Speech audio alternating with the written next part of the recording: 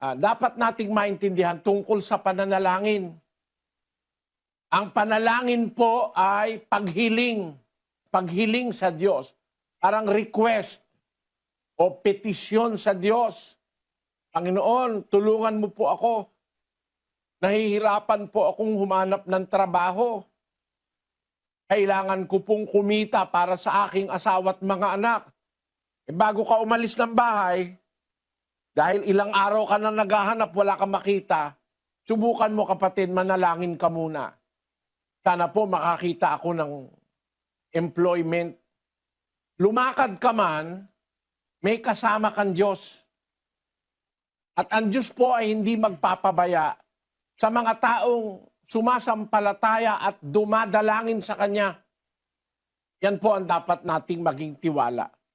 Ang Diyos ay laging nakahandang duminig sa panalangin. Ngayon, kailan tayo dapat manalangin? Meron po kasi nananalangin lang pag birthday niya. O kaya pag may sakit. O kaya nasa problema. Pagka ang sakit ay marami, ang pangako ay marami. Ngunit pag ang sakit ay gumaling na at bumuti, Diyos man ay di masabi. Ayun. Hindi man mabanggit yung Diyos sa buhay niya. Bakit? Walang kailangan eh. Hindi po dapat ganun tayo. Nasa gipit, nasa maalwan, dapat marunong tayong manalangin sa Diyos. Lagi tayong may line of communication. Napakahalaga po nun eh. Hindi mahirap intindihin ngayon yon mga kababayan. Di ba kayo ngayon, pag nakalimutan mo yung cellular mo, parang sira na araw mo. Pag wala kang katabing telepono. Bakit? Meron kang mga taong mahal mo na gusto mo laging nakakausap. Magitan ng cellular. Ang Diyos hindi kailangan ng cellular eh. Luluhod ka lang. Mananalangin ka na sa Kanya. Makikinig siya. Ang mga tao ngayon, buti pa yung cellular phone niya eh. Maghapon niyang hawak eh, pero hindi niya maalala ang Diyos. Mga tao, do not live a prayerful life. Kung manalangin, minsan sa isang buwan, minsan sa isang taon, lalo pag nagigipit. Pero pagka walang problema, ang Diyos man hindi masabi. Yon ang sabi ng ating napakinggang yan. Kaya, kailan tayo dapat manalangin, mga kapatid?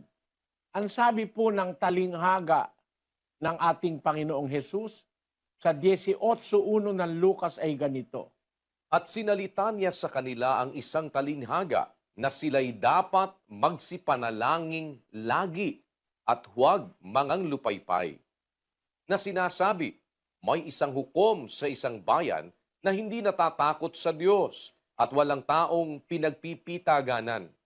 At sa bayang yaon ay may isang babaeng bao at siya'y naparoroong madalas sa kanya na sinasabi, higanti mo ako sa aking kaalit. At may ilang panahon na siya'y tumatanggi. Datapwat pagkatapos ay sinabi sa kanyang sarili, bagaman di ako natatakot sa Diyos at di nagpipitagan sa tao, gayunman, sapagkat nililigalig ako ng baong ito, ay igaganti ko siya, baka niya ako bagabagin ng kapaparito. At sinabi ng Panginoon, pakinggan ninyo ang sinabi ng likong hukom. Nagbibigay halimbawa o talinghaga si Kristo. Merong likong hukom, walang pitagan sa tao. Meron namang isang babaeng byuda o bao na sabi sa hukom, iganti mo naman ako. Ayaw niyang pakinggan yung byuda, tumatanggi siya.